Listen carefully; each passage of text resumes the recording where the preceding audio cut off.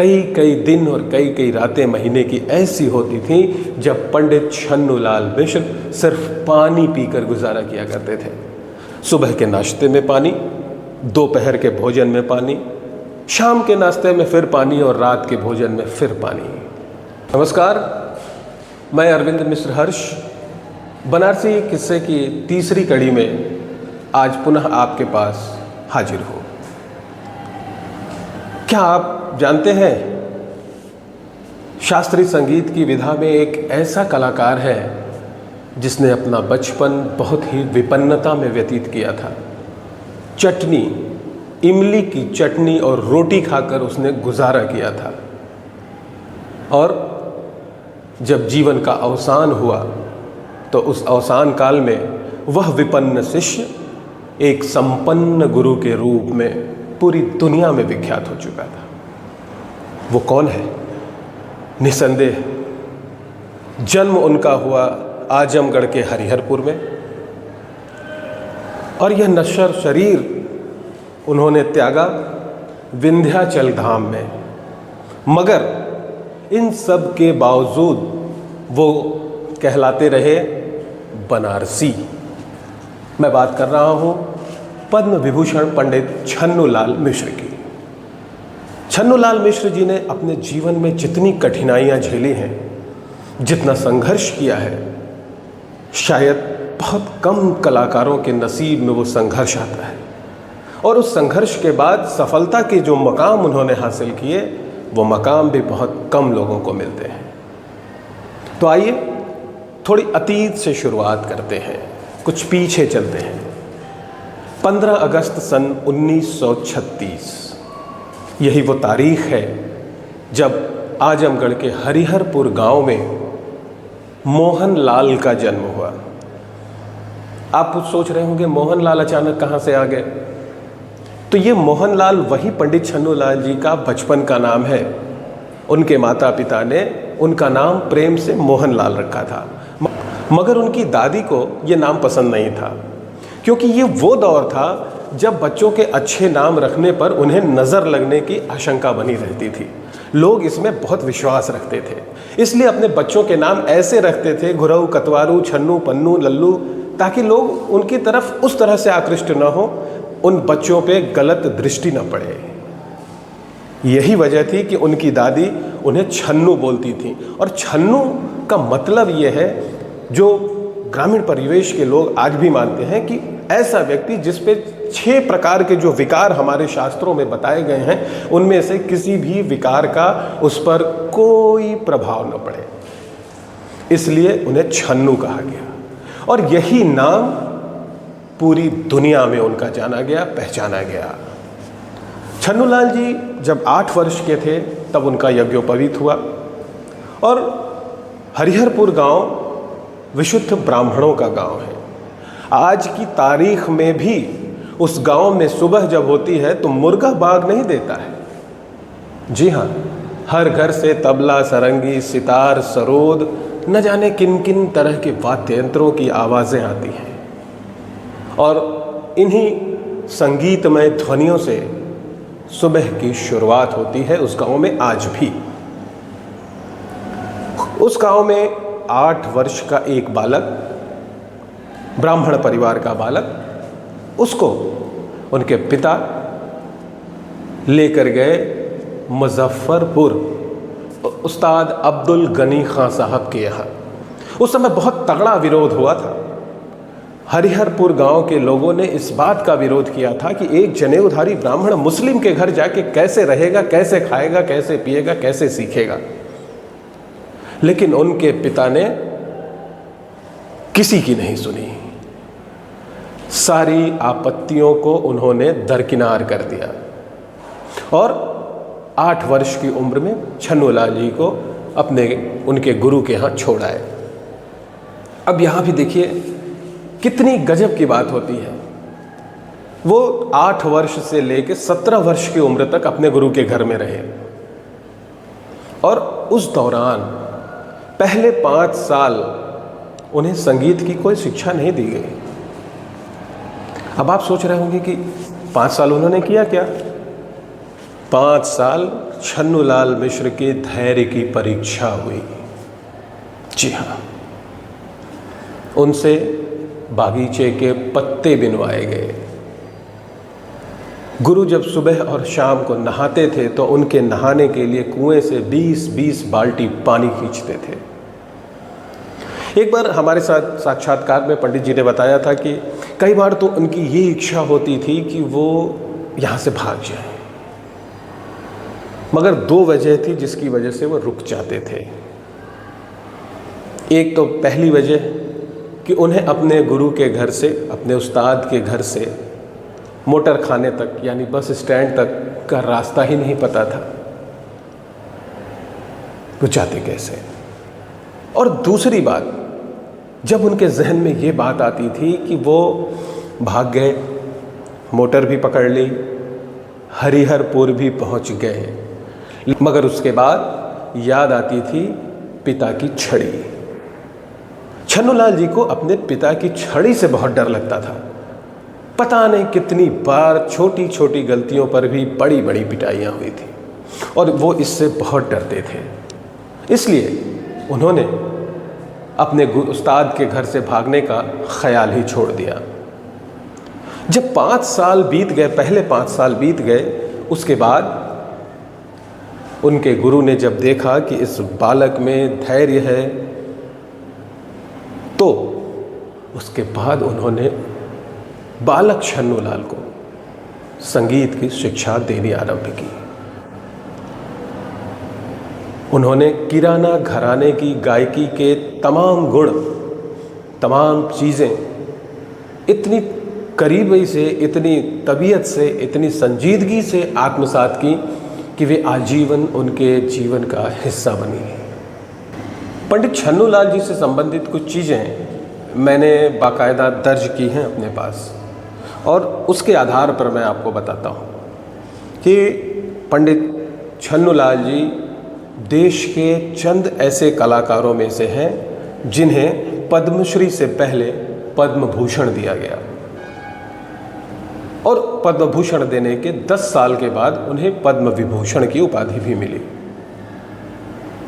पंडित जी छोटा ख्याल, बड़ा ख्याल, टप्पा, तराना, दादरा, ठुमरी, चैती, कजरी, घाटो, जितनी भी विधाएं उपशास्त्रीय संगीत के अंतर्गत, लोक गायन के अंतर्गत हो सकती हैं, उन्होंने सारी विधाओं को अपनाया।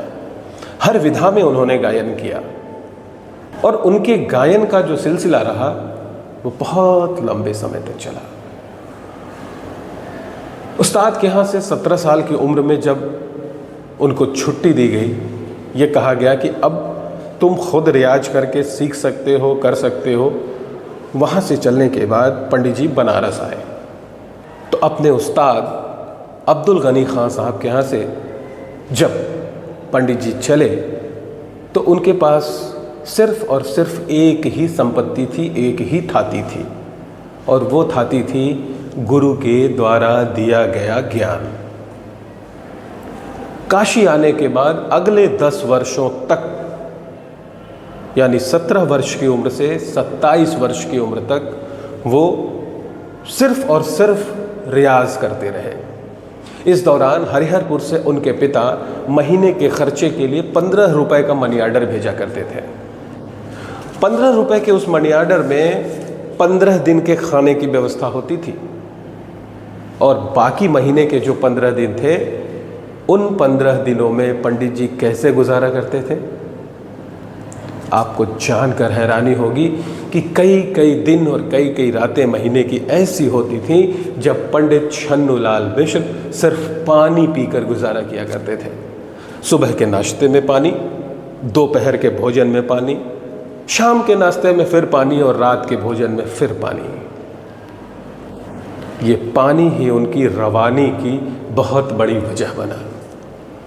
और गरीबी मुफलिसी के इस दौर में पंडित जी कम खर्च में भोजन की व्यवस्था होती रहे, इसके लिए वो खिचड़ी ज़्यादा पसंद करते थे। और एक समय ऐसा आया कि खिचड़ी उनका सबसे प्रिय खाद्य बन गया। लंबे समय तक गरीबी में जिस खिचड़ी ने उनका साथ दिया, पंडित जी जब आर्थिक रूप से संपन्न हो गए तो उन्होंने खिचड़ी का साथ नहीं छोड़ा। 5 सितारा होटल में वो ठहरे हों, चाहे किसी अपने शिष्य के घर पर, भोजन में पहली पसंद उनकी खिचड़ी ही हुआ करती थी। खैर, ये एक उनके जीवन का पक्ष था। एक दौर ऐसा भी आया जब पंडित जी कलाकार के रूप में स्थापित तो हो गए। इसी बनारस शहर में पंडित जी के लिए कार्यक्रमों के लाले पड़े हुए थे। ये बात मैं आपको बता रहा हूँ, वर्ष 2001 या 2 की बात है ये। उन दिनों मैं अमर उजाला के लिए काम किया करता था और मैं अपने एक साथी जो अभी हाल में ही रिटायर हुए, अजय राय, उनके साथ मैं पंडित जी का इंटरव्यू करने गया था। उस इंटरव्यू के दौरान पंडित जी ने कहा, अरविंद बाबू, बनारस में कुछ कलाकार हुवन, हम लोगन का कोनो गिनती नहीं हो। हमने कहा, गुरु जी क्यों नहीं है आपकी गिनती? कौन कहता है कि आपकी गिनती नहीं है? कि बनारस वाले तो हमके कार्यक्रमों में नहीं देवेलन, पूना से, बम्बई से, कहाँ कहाँ से लोग बुलावलन, प्रेम से गवावलन, और बनारसे में हम रह के बनारसे में लोग हमें इज्जत नहीं देता। हमने कहा, गुरु जी ऐसा नहीं है, इज्जत आपको बहुत लोग देते हैं। ये अलग बात है कि कार्यक्रम नहीं मिल पाते हैं आपको। तो उस दिन मैंने उनसे एक वादा किया था और उस वादे में हमारे बराबर के शरीक थे हमारे साथी अजय राय। हम दोनों ने उनको जो वादा किया था वो वादा हमने पूरा कराया। नगर की जितनी सामाजिक सांस्कृतिक संस्थाएं थीं उनसे विशेष अनुरोध कर करके पंडित जी को काशी में कार्यक्रम दिलवाने शुरू किए। और एक बार जब काशी के लोगों के बीच उनका माहौल बना तो उसके बाद फिर पंडित जी ने पीछे मुड़कर नहीं देखा। लगातार सतत आगे आगे आगे और आगे ही बढ़ते रहे। हर व्यक्ति के जीवन में एक विडंबना होती है, विचित्रता होती है, उनके साथ भी थी। उन्होंने बहुत बड़े बड़े लोगों को संगीत की शिक्षा दी, मगर कभी इसका डंका नहीं पीटा। कभी ये नहीं कहा कि अमिताभ बच्चन को मैंने सिखाया है, जया बच्चन मुझसे सीखने आती थी। बहुत सारे फिल्म स्टार थे जो पंडित जी से सीखते थे, लेकिन कभी भी उन्होंने इन चीज़ों का ढिंढोरा नहीं पीटा। और पीटते भी क्यों? क्योंकि ये उनके स्वभाव के खिलाफ था। वो जब मगन होते, मस्त होते, तो बहुत सारी बातें करते, बहुत सारे किस्से सुनाते, बहुत सारी ऐसे ऐसे संस्मरण सुनाते जो अगर हमने शायद उस वक्त रिकॉर्ड किए होते तो आज वो बहुत बड़ी थाती होती। उनमें से बहुत सारे संस्मरण तो मैं भूल भी चुका हूँ। फिर भी मैं आपको आज पंडित जी के जीवन के कुछ ऐसे पहलुओं के बारे में बताऊंगा जो बहुत कम लोग जानते हैं, या वही लोग जानते हैं जो उनके साथ एक परिवार के रूप में करीब से उनसे जुड़े हुए हैं। सोच रहा हूँ आगे की बात बताने से पहले एक जिक्र मैं यहाँ करूँ आपको, और वो जिक्र बहुत लाजमी हो जाता है करना, क्योंकि जो बात है वो बहुत ज़रूरी है। 27 वर्ष की अवस्था में पंडित छन्नूलाल जी का विवाह ख्यात तबला वादक, विख्यात तबला वादक पंडित अनोखे लाल मिश्र जी की पुत्री मनोरमा देवी से हुआ। मनोरमा देवी भी बहुत अच्छा तबला वादन करती थी और उनके 3 पुत्रियां, 1 पुत्र हुए। एकमात्र पुत्र पंडित राम कुमार मिश्र, जो इस समय तबला वादन में देश दुनिया में अपना नाम रोशन कर रहे हैं, उनको तबला की प्राथमिक शिक्षा उनकी माँ यानी पंडित छन्नूलाल जी मिश्र की पत्नी मनोरमा देवी ने ही दी थी। धीरे धीरे सब कुछ बदलता गया। ऐसा बदला कि जिसकी कल्पना भी किसी ने नहीं की थी। आप ये भी प्रश्न कर सकते हैं कि मैं छन्नूलाल मिश्र जी के बारे में आज आपसे चर्चा करने या उनके किस्से सुनाने के लिए क्यों आया। तो उसकी जो एक बहुत बड़ी वजह है वो ये है कि पंडित छन्नूलाल मिश्र जी ने शास्त्रीय गायकी, जो बहुत कठिन गायकी है, उसका सरलीकरण किया। अति विलंबित और विलंबित लय में जो गाने की परंपरा थी, उसको उन्होंने शिथिल किया। अब उदाहरण के लिए, जिस समय पंडित छन्नूलाल जी ने गाना शुरू किया था, उस समय एक पंडित जी की में बहुत फेमस बंदिश है जिसको अक्सर लोग गुनगुनाते हैं, मसाने की होली नहीं, मसाने की होली नहीं, वो उनकी सबसे फेमस बंदिश नहीं है। हाँ, उसको काशी में विशेष प्यार जरूर मिलता है, देश दुनिया में भी उसको प्यार मिलता है, लेकिन वो बंदिश जो पंडित जी के भी हृदय के करीब थी और श्रोताओं के हृदय के भी करीब थी, वो थी जय जय जय विंध्याचल रानी, जय जय जय विंध्याचल रानी। अब यही बंदिश अगर उस दौर में गाई जा रही होती तो क्या शुरुआत क्या होती?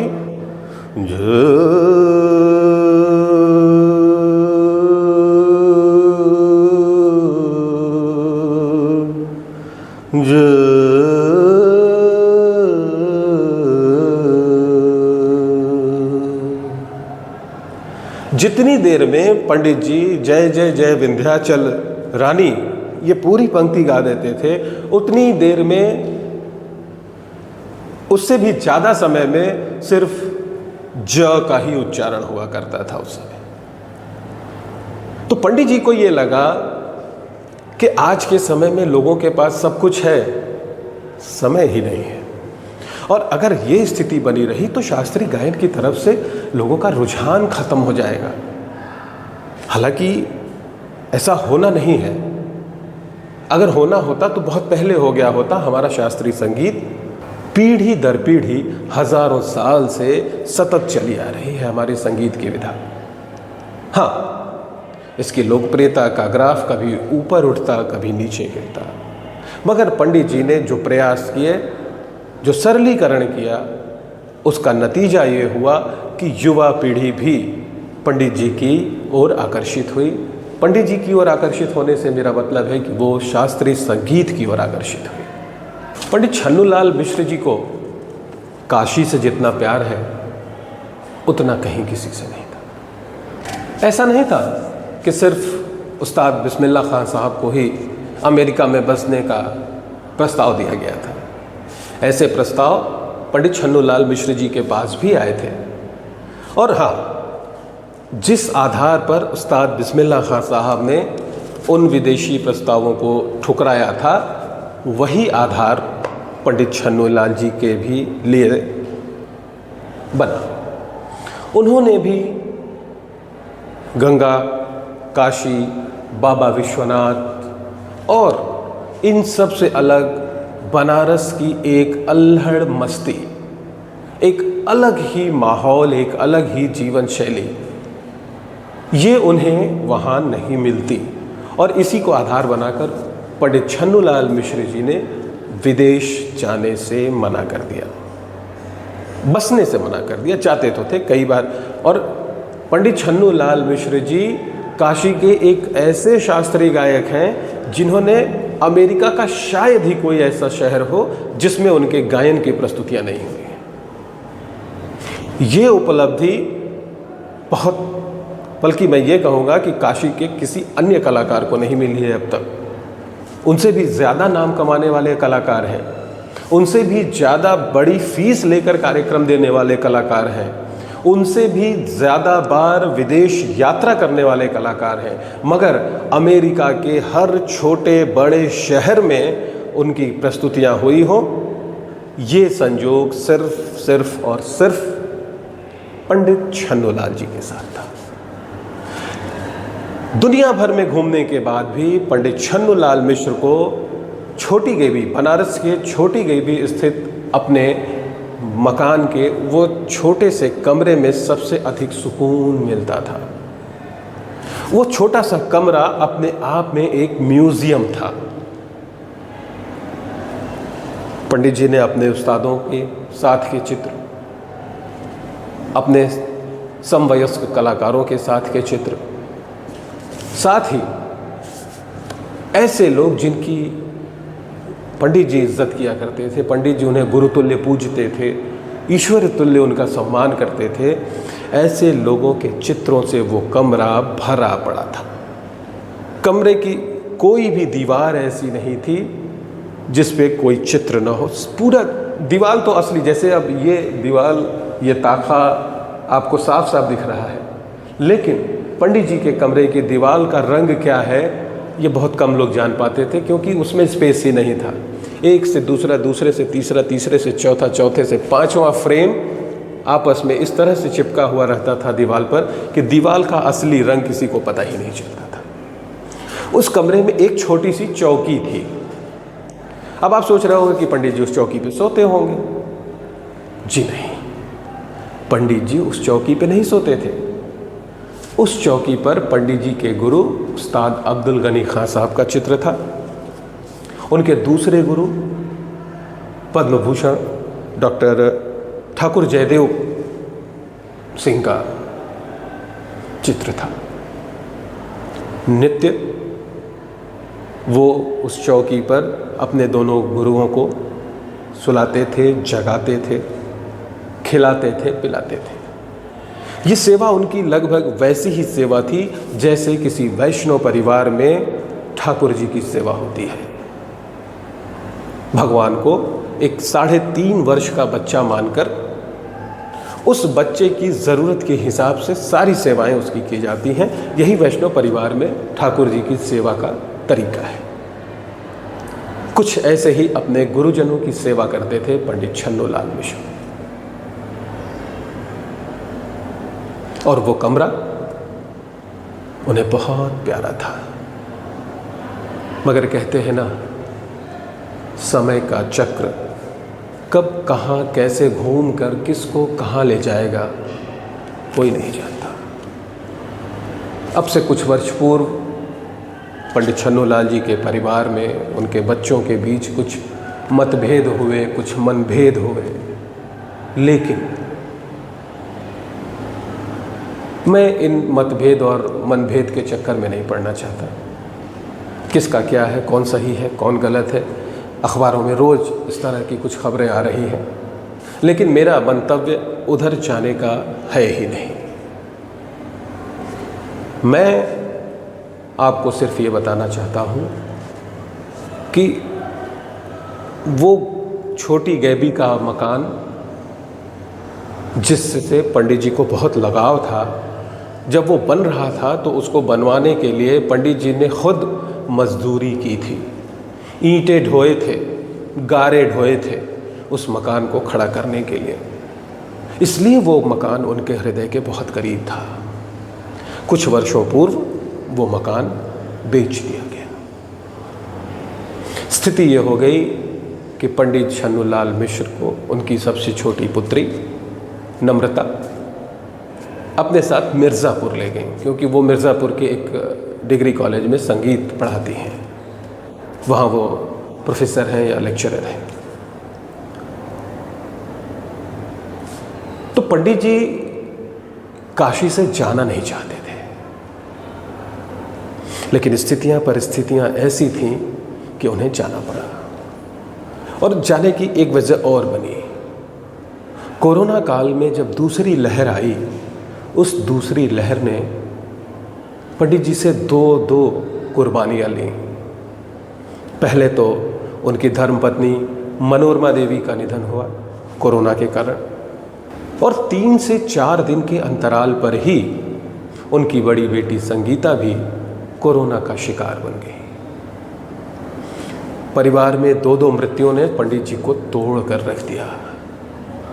उन्हें उम्मीद जरा भी नहीं थी कि ऐसा हो सकता है। एक सप्ताह के अंदर उनकी पत्नी, उनकी बड़ी बेटी, दोनों उनकी आंखों से सदा सदा के लिए ओझल हो गई। इसका दुख उन्हें बहुत तगड़ा लगा। नतीजा यह हुआ कि उसके बाद से पंडित जी ने विदेशों के कार्यक्रम लेने छोड़ दिए। वो भारत में ही जाते रहे। अब जो स्थितियां बनी बाद में, कुछ उस मकान के बीतने के बाद और पंडित जी के मिर्ज़ापुर जाने के बाद, करीब 3 वर्षों तक पंडित जी मिर्ज़ापुर में रहे। और इसी वर्ष 11 सितंबर की तारीख को अचानक पंडित जी की जब तबीयत बहुत ज़्यादा ख़राब हो गई तो उन्हें वहाँ मिर्ज़ापुर मेडिकल कॉलेज की टीम ने आकर एग्ज़ामिन किया, उन्हें परीक्षण किया और उसके बाद एहतियातन उन्हें मिर्ज़ापुर के ही रामकृष्ण मिशन अस्पताल में भर्ती करा दिया गया। करीब 48 घंटे या उससे थोड़े कुछ कम पंडित जी वहाँ भर्ती रहे। डॉक्टरों ने उन्हें 2 यूनिट खून भी चढ़ाया, मगर स्थिति में कोई परिवर्तन, कोई सुधार होता हुआ न देखकर उन्हें BHU रेफ़र कर दिया गया। काशी आने के बाद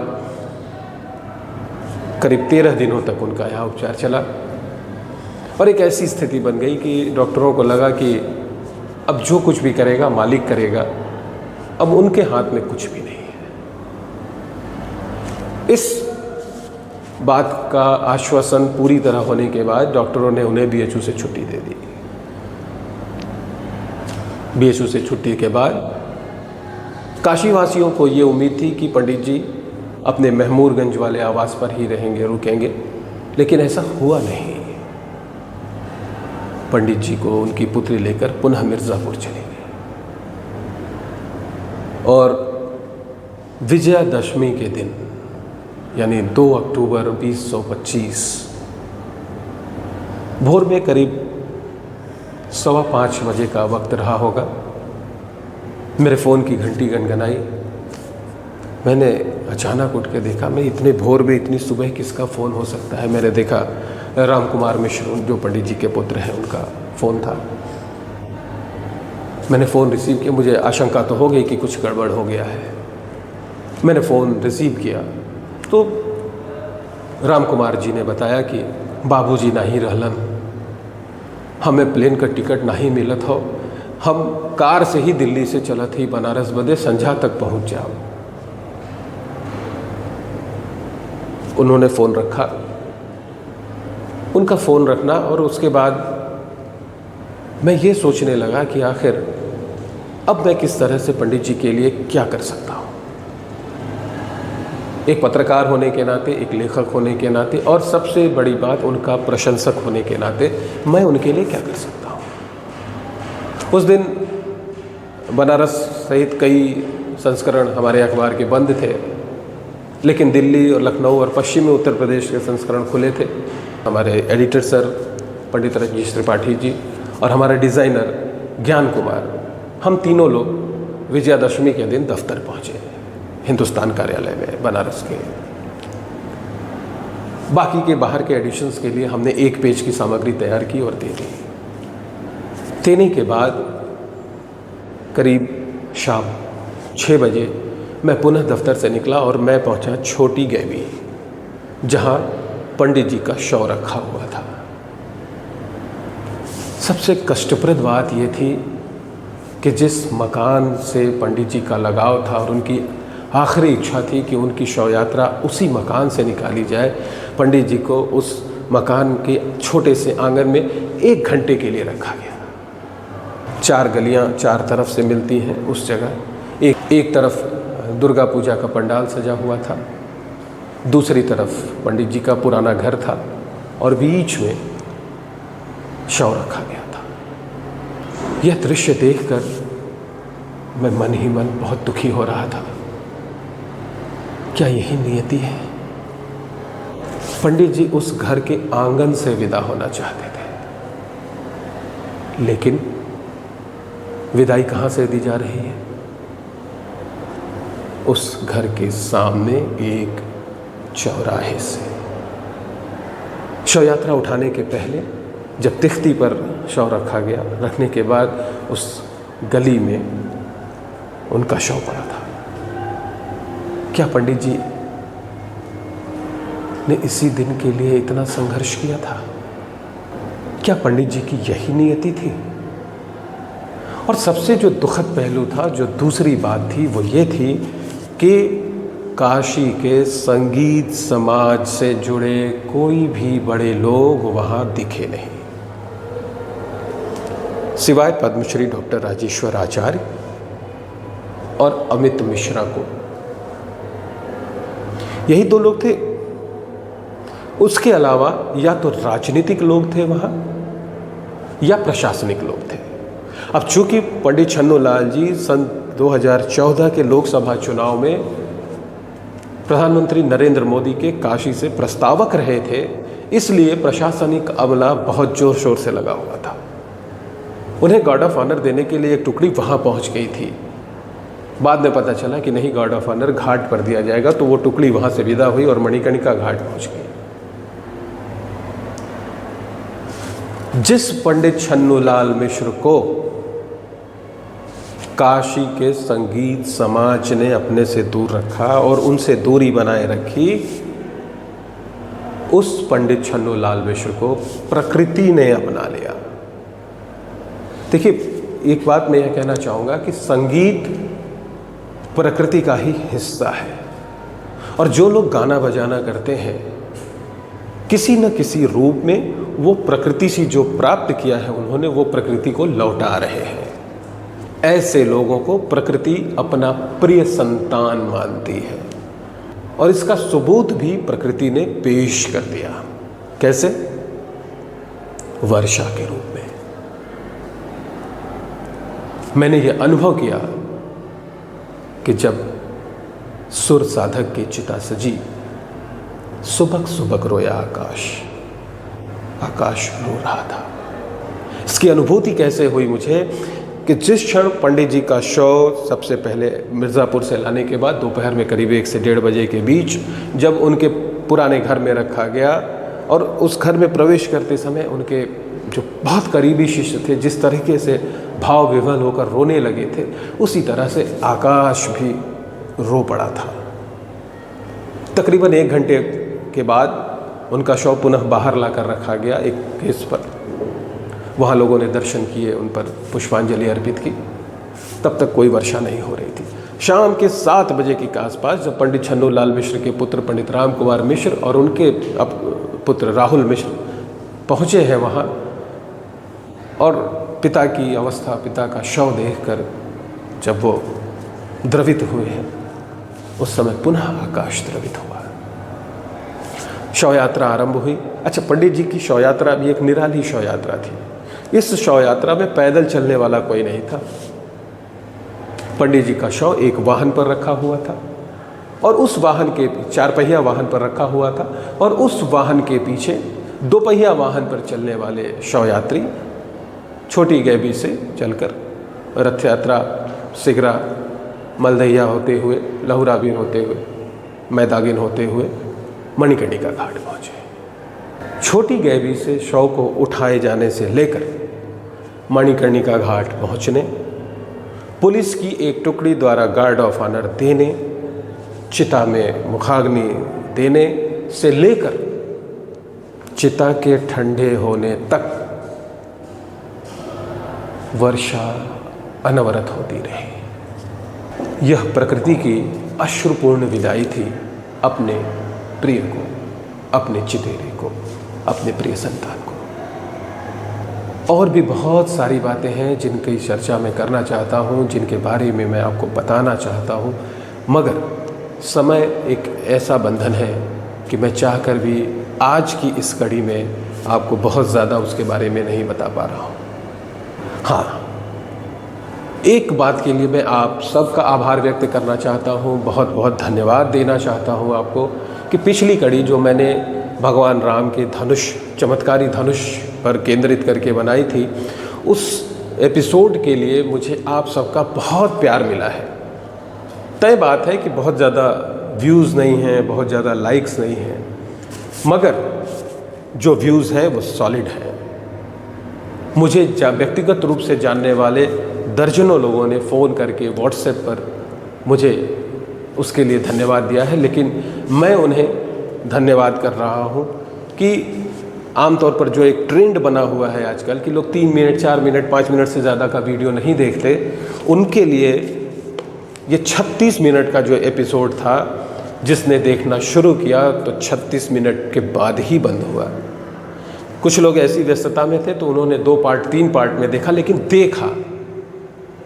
और कई ऐसे लोग मिले मुझे ये कहने वाले, जो मुझे व्यक्तिगत रूप से जानते हैं। उन्होंने मुझे यहाँ तक कहा कि हम तो बस सुनते जा रहे थे और रोते जा रहे थे भगवान के धनुष देखकर।